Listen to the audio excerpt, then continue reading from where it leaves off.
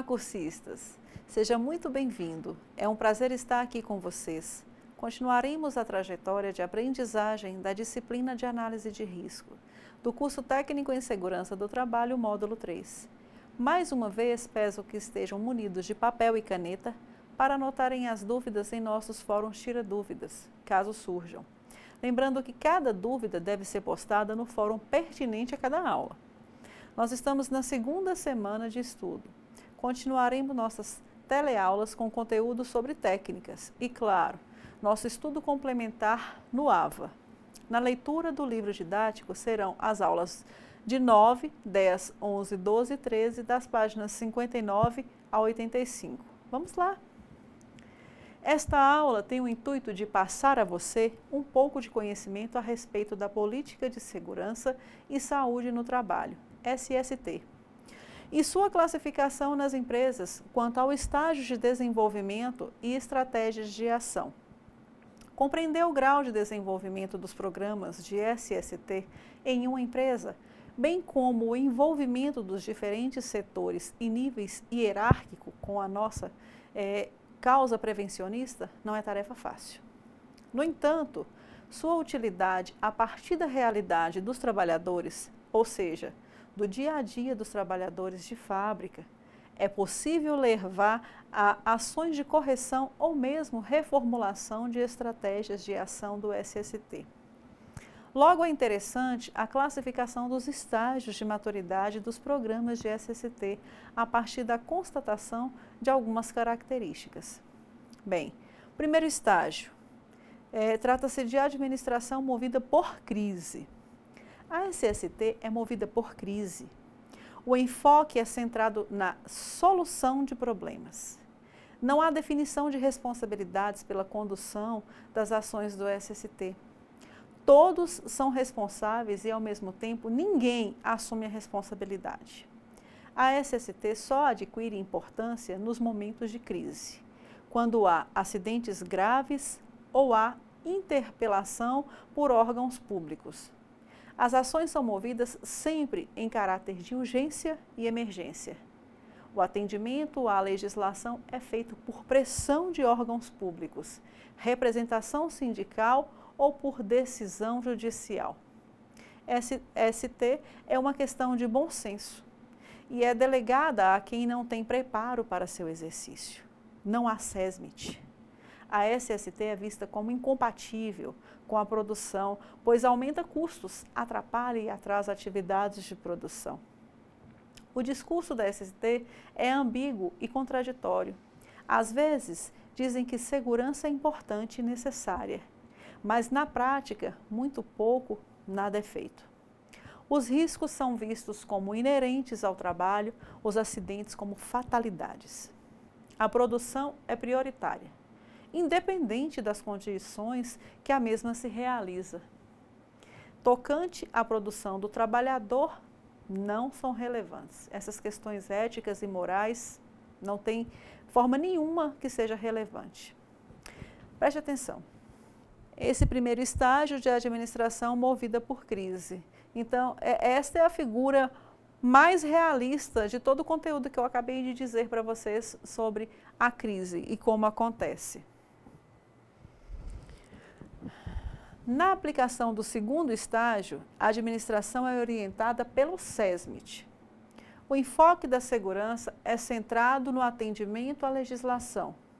Os programas de segurança são concebidos e desenvolvidos através do SESMIT, com pouco ou sem o concurso das áreas operacionais. As ações de segurança são desenvolvidas de forma isolada das ações do sistema operacional da empresa, como produção, manutenção, suprimento e outras. Por parte das áreas operacionais, existe uma intenção clara de fazer segurança, só que apenas no discurso. Segurança e produção são considerados independentes e, na maioria das vezes, conflitantes.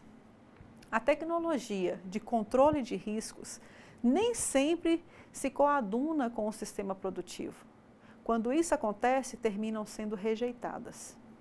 Há dificuldades na condução dos programas de segurança e saúde. O SESMIT, nesse caso, recomenda uma medida de controle, a produção por razões técnicas, operacionais, financeiras ou mesmo por achar desnecessário.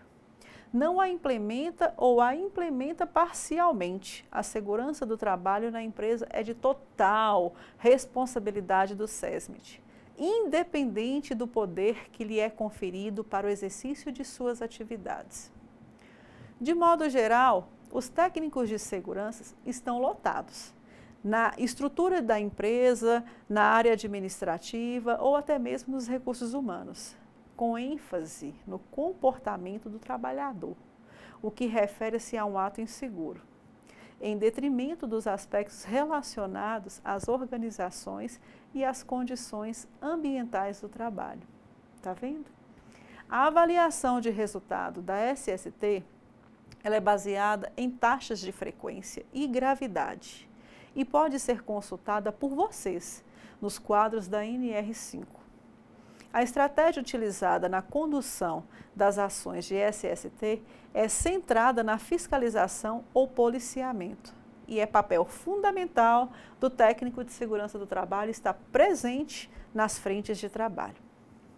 Há dificuldade ou impossibilidade no desenvolvimento sequencial do ciclo PDCA, ou do modo de 4 passos onde você pode identificar o risco, propor controle, implementar o controle e manter o controle.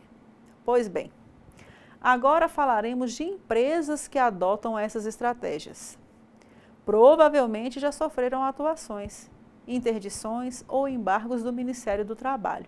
Em algum momento isso aconteceu.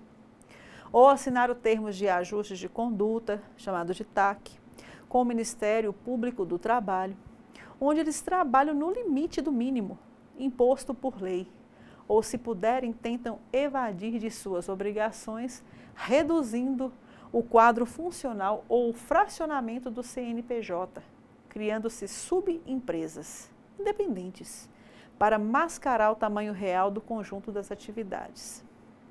De forma geral, criam CIPAs, que são manipuladas em sua constituição, que acabam reféns dos empresários. Suas atas mensais não dizem nada se por acaso disserem que não tem resolução, porque os componentes do SESMIT dificilmente têm liberdade de ação e autonomia decisória. É comum encontrarmos componentes do SESMIT que emprestam seus nomes às várias empresas. O PPRA, o PCMSO, análise ergonômica e mapa de riscos existem, porém eles estão engavetados. A segurança e saúde baseia-se em EPIs. Capacitações limitam-se às semanas internas de prevenção de acidente, os CIPATs, que são realizadas anualmente, e EPCs é algo desconhecido. Concluímos aqui que 2 primeiros estágios representam o início de uma possível política de segurança e saúde no trabalho. Contudo, a estagnação nessas fases significa a falta de visão estratégica do empresário em dar valor à sua empresa e quadro funcional.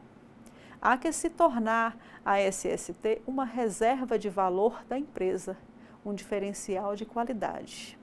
Olha a figura. Segundo estágio, a administração é orientada pelo SESMIT. Tudo que eu disse para vocês, qual o papel, qual a função do SESMIT dentro da segurança do trabalho, se tem ou não autonomia sobre todo o processo dentro da empresa. Agora falarei sobre os estágios de desenvolvimento e estratégias de ação. E na oportunidade, o 3º estágio, onde a administração é orientada por linha de comando. Todas as ações de segurança emanam de uma política de segurança estabelecida pela alta direção da empresa. Há uniformidade nas diretrizes das ações de segurança como um todo. Os programas de segurança são conduzidos pelas gerências operacionais, distribuídos em fases. Quais são essas fases? Identificação de riscos, definição de medidas de controle, implementação de medidas de controle, auditagem e manutenção das medidas de controle. Os itens de segurança são parte integrantes da avaliação de desempenho das gerências operacionais. A segurança ela é vista como parte integrante do sistema operacional e é implementada a partir do planejamento e desenvolvimento das ações de produção. As equipes de segurança, no caso do SESMIT, ela tem a função de assessoramento. Os técnicos de segurança do trabalho são habitualmente lotados nas unidades operacionais, ficando o engenheiro de segurança vinculado à administração geral, atuando como cooperativo. Existe na empresa uma cultura em que a segurança é necessária e tratada no mesmo nível das demais ações do negócio. A segurança ela é feita, ora, a partir de controles, ora, de processos ou de sistemas, e não como ações isoladas. No caso, avaliações de desempenho dos programas de segurança é feita a partir de implementação de medidas de controle de risco e de treinamentos específicos ministrados. E, por fim, a empresa mantém centros de cursos de segurança do trabalho por área operacional e os utiliza como ferramenta gerencial. Podemos dizer que este estágio já tem incorporado a cultura de prevenção do comportamento seguro. No entanto, a permanência nessa condição depende do conjunto para que não ocorra um retrocesso, ok? Entenda no slide. Terceiro estágio, a administração é orientada por linha de comando. Então, há um foco. O foco, nesse caso, da linha de comando.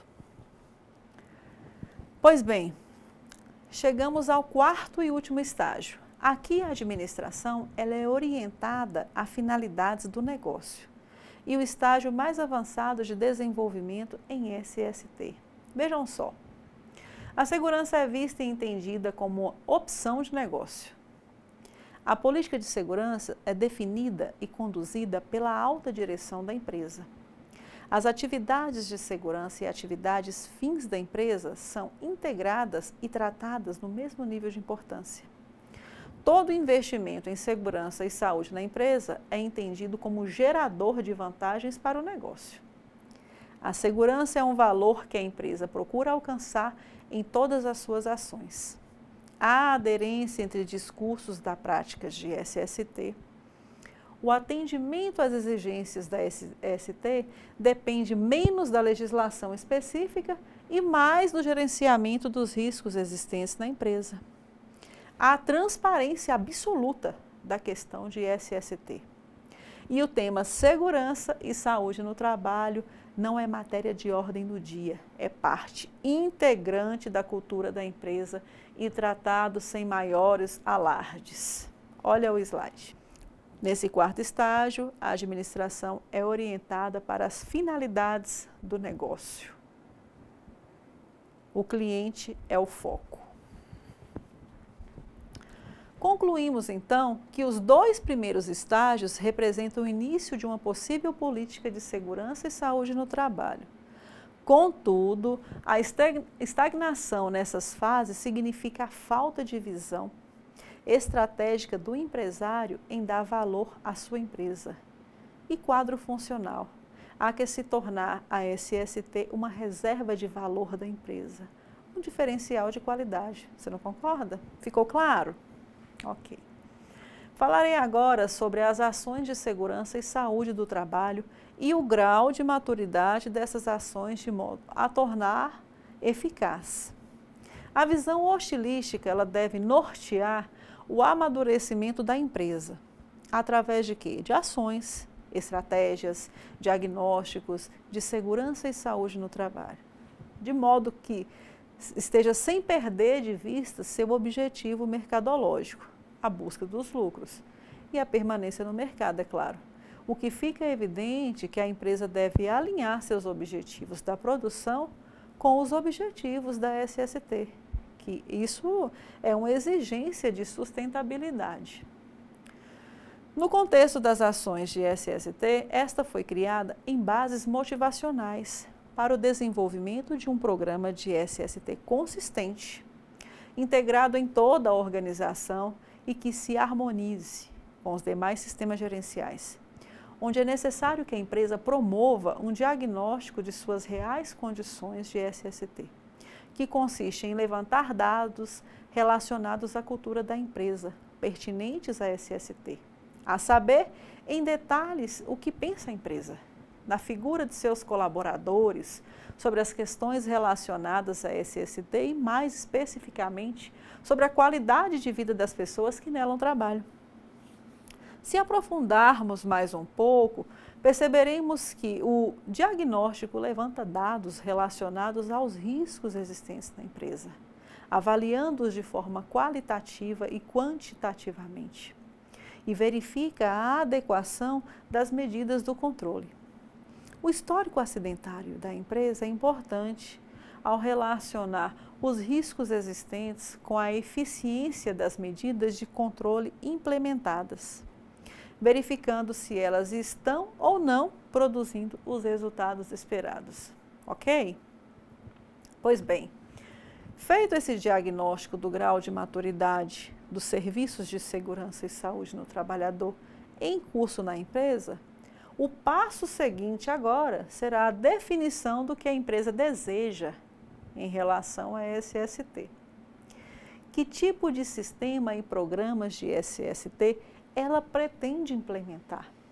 Se busca uma segurança cujo objetivo seja o cumprimento de leis com vistas à redução de passíveis trabalhistas e de conflitos nas relações de trabalho, ou de um sistema avançado, calçado em ações voluntárias em que a SST passa a fazer parte dos sistemas produtivos e se torne um instrumento eficaz de agregação de valor de seus negócios. Assim, quando definido o grau de maturidade dos atuais programas de ST na empresa, o passo seguinte será a definição agora da política de SST. Olha só, esse passo é decisivo na implementação de qualquer sistema ou programa de saúde e segurança do trabalhador. E é através da política que deseja fazer uma relação ao tema, o alcance dos programas, sua estrutura, seu funcionamento, atribuições do corpo gerencial, dos trabalhadores, nível de responsabilidade, critérios de avaliação de desempenho dos programas e de seus condutores, que terão alocação de recursos e definições de prioridade. A política de SST ela deverá ser alinhada às políticas e sistema de gestão da produção. Para isto, é fundamental que a produção seja planejada e implementada tendo em vista, prioritariamente, a segurança e saúde dos trabalhadores. No diagnóstico de segurança, é preciso conhecer o estado de segurança da instituição e abranger a organização como um todo, seu meio ambiente de trabalho e as relações de trabalho que se estabelecem nos diversos níveis. Para essa finalidade diagnóstica, utiliza-se a ferramenta de diagnóstico. Já viu falar? Em geral, utiliza-se um conjunto de ferramentas multidisciplinares que permitem mapear as diferentes características da empresa, seja no aspecto social, de organização do trabalho e de tecnologia. Fica claro que o desenvolvimento de uma política de SST em uma empresa, ela deve evoluir através de 4 passos que orientam ações prevencionistas. Mas fica a dica, para alcançar maturidade, além das ações, é necessário averiguar, através de diagnósticos periódicos, a efetividade dos programas. Ok? Darei início agora a técnicas utilizadas para análise de riscos. É importante termos em mente que os modelos de análise dos acidentes, até aqui estudados, nos permite obter ferramentas apropriadas para a análise de riscos. A transposição de 2 momentos, do depois para o antes, do acidente é o que nos interessa como prevencionista. Afinal, se já aprendemos com as lamentáveis tragédias, devemos também obrigatoriamente nos antecipar aos acidentes, eliminando os riscos e perigos existentes nos diversos locais da humanidade, onde ela convive, não é mesmo? Cursista. Sobre a análise preliminar de risco, a APR, entenda que este é uma metodologia indutiva estruturada para identificar os potenciais perigos decorrentes da instalação de novas unidades e sistemas ou da própria operação da planta que opera com materiais perigosos. A APR é uma técnica de identificação de perigos e análise de riscos que ela visa identificar eventos perigosos, causas e consequências e estabelecer medidas de controle. Preliminarmente, porque é utilizada como primeira abordagem do objeto de estudo. Num grande número de casos, é suficiente para estabelecer medidas de controle de risco. A APR trabalha também com planilhas que detectam riscos, suas consequências e meios de controle, a partir de segmentos de atividades e operações consideradas importantes no processo. Então, a partir de classificações de severidade de riscos e frequências de ocorrências associadas aos riscos, obtém-se a matriz de risco, que indicará a escala de prioridade da ação prevencionista. O objeto da APR pode ser a área, o sistema, o procedimento, o projeto ou até mesmo a atividade. Já o foco da APR são todos os perigos do tipo evento perigoso ou indesejável.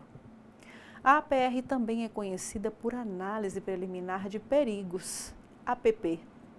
Essa metodologia procura examinar as maneiras pelas quais a energia ou o material de processo pode ser liberado de forma descontrolada, levantando para cada um dos perigos identificados as suas causas, os métodos de detecção disponíveis e os efeitos sobre os trabalhadores, a população circunvizinha e sobre o meio ambiente.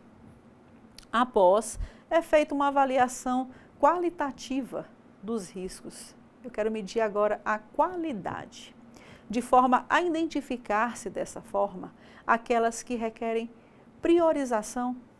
O que é mais importante? Isso tem que ficar claro. Além disso, são sugeridas medidas preventivas ou mitigadoras dos riscos a fim de eliminar, diminuir totalmente as causas e consequências dos cenários de acidentes identificados. O escopo da APR abrange os eventos perigosos cujas causas tenham origem na instalação analisada, englobando tanto as falhas de componentes ou sistemas, como eventuais erros operacionais ou de manutenção, as famosas falhas humanas. Aqui, o grau de risco é determinado por uma matriz de risco, gerada por profissionais com maior experiência, na unidade orientada pelos técnicos que aplicam essa análise. Bem, já a aplicação dessa metodologia ela pode ser empregada para diversos sistemas, em início de desenvolvimento, na fase inicial do projeto, quando apenas os elementos básicos dos sistemas e os materiais estão definidos. Pode também ser usada como revisão geral da segurança de sistemas e instalações já em operação. A APR ela deve ser realizada por uma equipe estável, contendo entre 5 a 8 pessoas. Dentre os membros da equipe, deve dispor de um membro com experiência em segurança e instalações e pelo menos um que seja conhecedor do processo envolvido. É recomendável que a equipe tenha a composição, funções e atribuições específicas, como vou demonstrar agora para você, pelo slide. Função, perfil de atividades. Nós temos pessoas responsáveis pelo evento. Qual é o principal? O coordenador.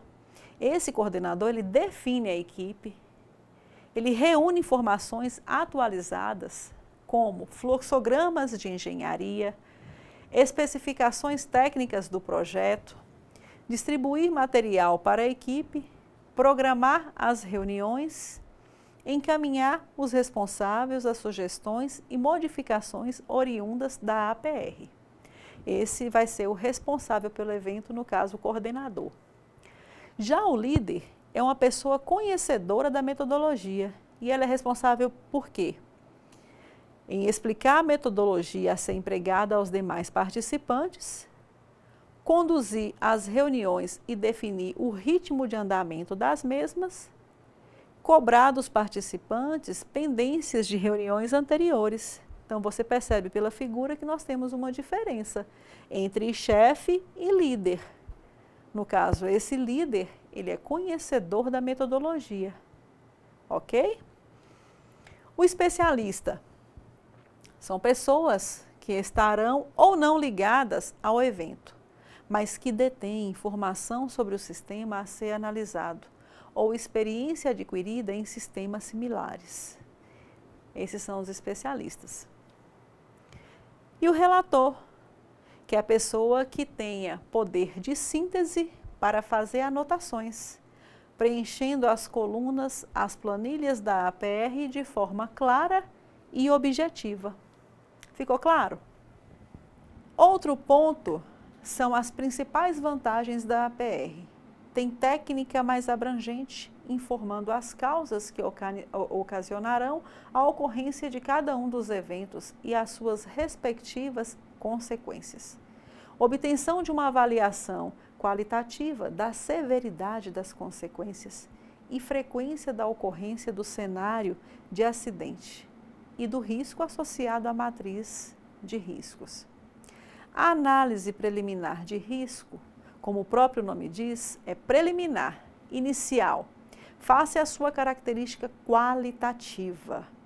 Bastante útil em razão da praticidade de análise que envolve equipe de analistas relativamente pequenas e de rápida resposta. Essa técnica tem sido exigida em várias normas regulamentadoras. A exemplo delas, a NR18, Construção Civil, especificamente aos andaimes, na NR10, Eletricidade, na NR12, Máquinas e Equipamentos, entre outras que eu poderia estar citando. Quantas informações importantes aprendemos nessa aula, hein? Espero ter contribuído de forma positiva para aumento do seu conhecimento. E considerando todo esse conteúdo que acabamos de estudar, gostaria de saber se você tem alguma dúvida sobre os objetivos desta unidade de estudo. Nossa aula chegou ao fim. Isso mesmo, chegou ao fim. Agora poste suas dúvidas no nosso fórum de discussão da unidade de estudo 2. Convido você também a participar e responder o nosso fórum. Todas as orientações sobre as atividades você encontra disponível na nossa sala virtual. Vamos lá, comece agora mesmo. Muito obrigada, foi muito bom estar com vocês. Aproveitem bem o material da nossa disciplina e bons estudos. Até a nossa próxima aula.